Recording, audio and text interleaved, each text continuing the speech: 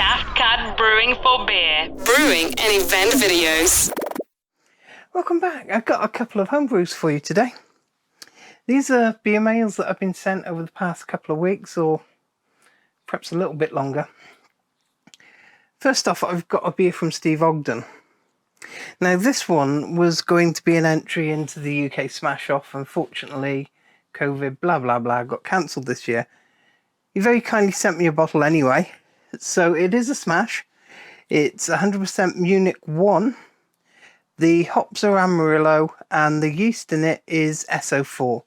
He says it's about 4.3% ABV, 32.7 EBC. OG of 10047, FG, blah, blah, blah. Let's try that again. OG was 1047, FG is 1014. So let's... Good hiss. Growing in the bottle a bit.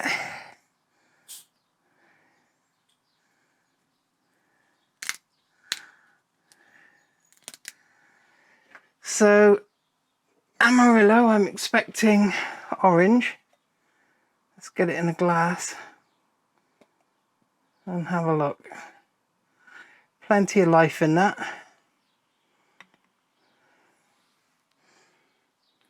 Lovely colour on it, as you'd expect from an old Munich.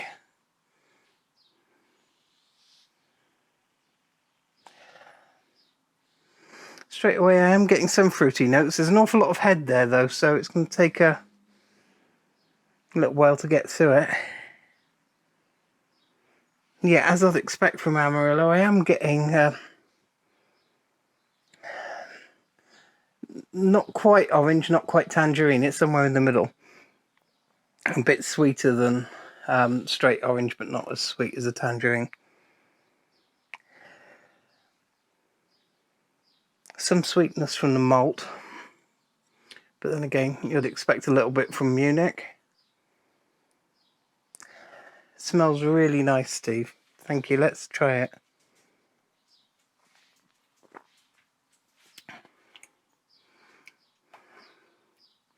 Yeah, definitely getting the hops there. Amarillo all the way. You know they're there. I don't know if you did a dry hop on this one or not, but there's so much hop flavour coming through. I'm guessing you have done either that or it was a very hefty late dose.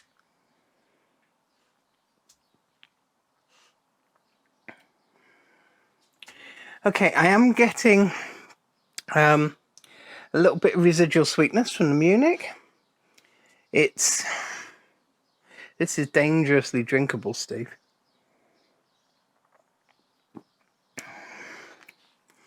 Yeah, as you can see, it's a lovely colour. We're talking, what? Dark copper, light brown colour, cream coloured head,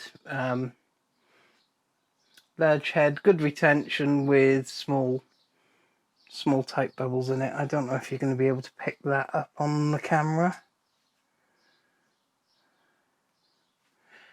It's not very clear, it's quite murky, so whether that's some disturbance of sediment in the bottle. It looks like, yeah, there is some sediment in the bottom of the bottle. So perhaps I disturbed it a little bit when I opened it, because it was quite aggressive opening the bottle. But it's a lovely looking beer.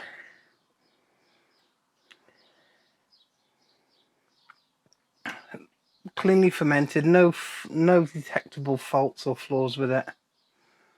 Really nice. I could quite happily drink that this evening. I'm going to finish that off once this video's done. Thanks again, Steve Ogden. Cracking beer. I'm sure that would have done well in the smash off if it had gone ahead. The second beer is from Callaby. I've had this one a little while. I've been holding on to it until I had a couple of them to do at once. And this is his Hook'em Stomp Porter. 5.1%. He has got the recipe on here. It's 3 3 3/4 Maris kilos Maris Otter, 410 Munich, 410 rolled oats. Oh, pardon me, that one's fizzy. 280 aromatic malt, 280 crystal malt, 160 Carafa Special 3, 140 chocolate, 140 pale chocolate, and 110 carapils. 10 grams of Magnum First Wort Hop, 50 grams of Bramling Cross at Flame Out with USO5. So both of these two were done with Saf Ale yeasts. Steve's was SO4, the English one. Matt is USO5, the American one. So let's get this one in a glass.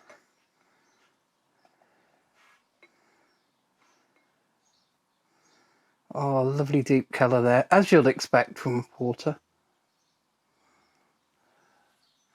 Again, quite vigorous on the carbonation there by the look of it. We're certainly getting a very good head on it.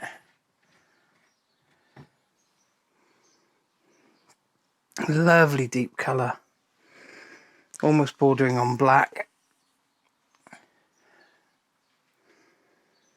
Okay, what's going on there?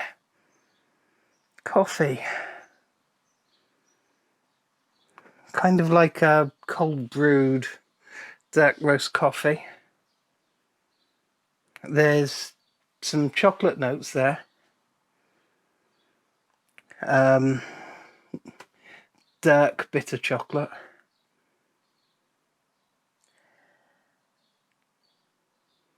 Not getting any detectable aroma from the hops, but again, there's still a fair bit of head there for it to get through. Let's give it a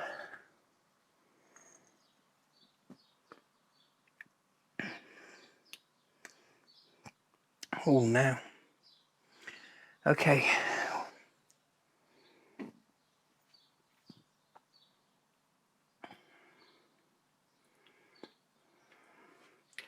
I'm definitely getting a long finish of coffee that lasts right on through.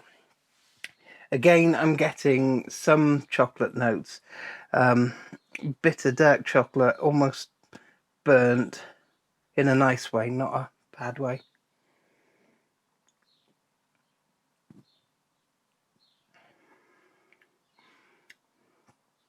Medium mouthfeel, high carbonation. As you can see from the head on that, we've got a fairly loose foam, very good retention, tan head, black beer. In this glass it looks opaque.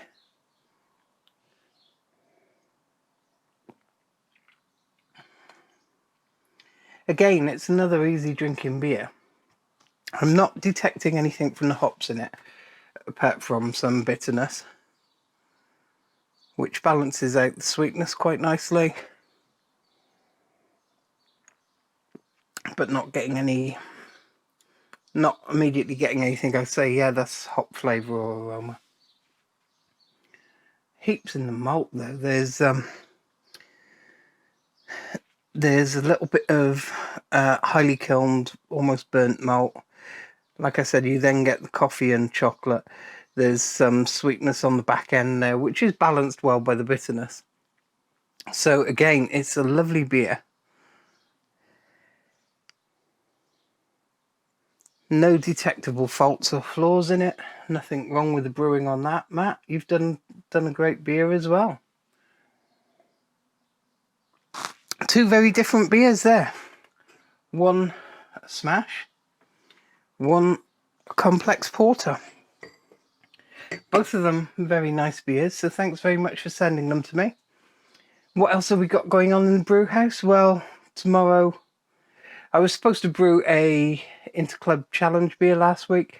I didn't get time, life got in the way, so that's being brewed tomorrow. In the fermenting fridge, I've got a Vienna lager that needs to come out and go into a keg, so I'm going to get that done in the morning. I have also got a keg service kit here, because I want to service the keg before I put it in, because it's not had new rubbers or anything on it for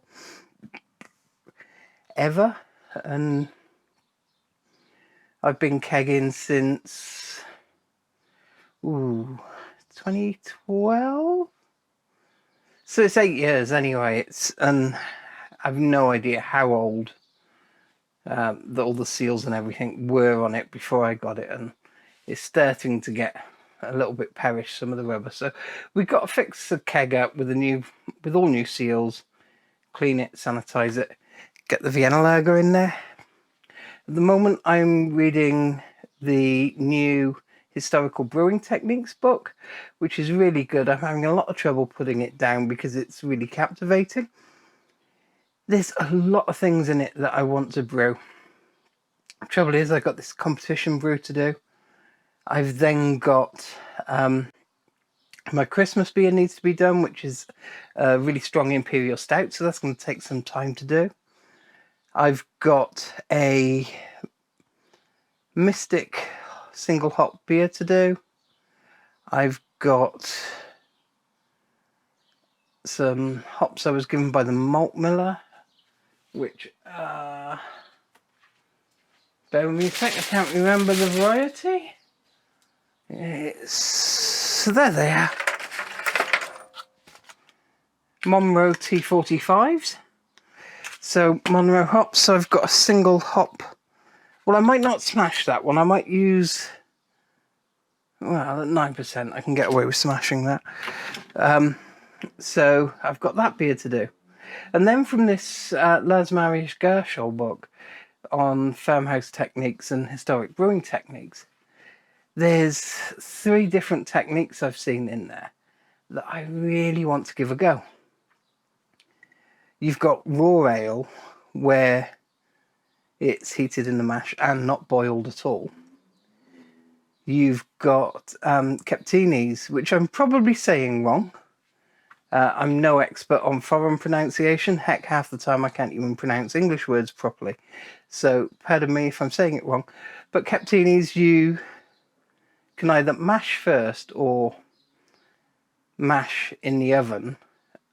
But both of them, you end up cooking them in the oven at high temperature for quite some time, just the mash. So you've got your grain and your water in there, all in the oven up to about 300 degrees or whatever you can get it up to. Then it all caramelise, and then you brew with that. Get that in, rinse it out, boil or whatever. That I really want to try. And then I've just been reading about another one and thinking, now that is the strangest thing I've heard of.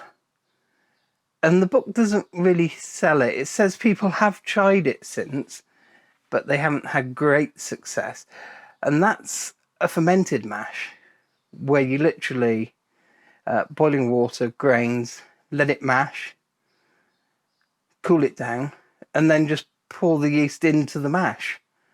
Ferment it all, mash, grain, everything, and then drain that off. And that's your finished beer. Drain it off through a sieve or a bag or some filter, just to make sure you don't get the grain in the finished beer. And that's it. No boil, no fermenter, just fermented mash. And that sounds so strange. I really fancy giving that a go as well. So if you keep your eyes out, we'll have some videos coming up on all of that. It's going to take a while to get through all these batches because I've only really got room for one batch at a time.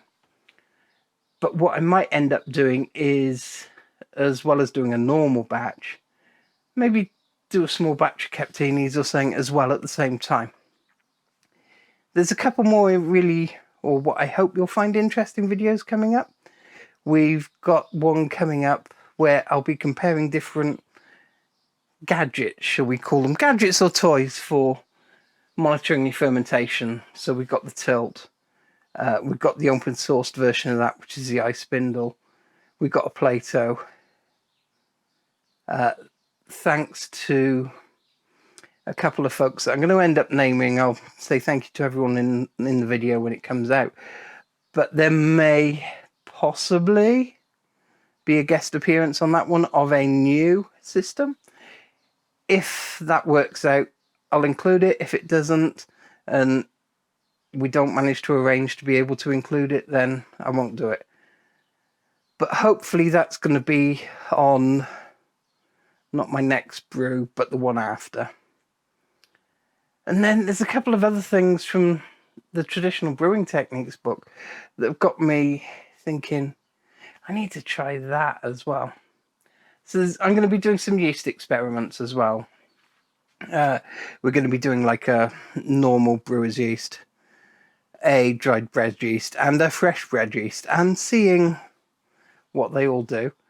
And I'll send some bottles of that out to a few people that I trust their palate and get their opinion on it as well. So hope you hang around. There's some good stuff coming up on the channel. If you haven't yet, please hit that subscribe button. It really helps the channel out.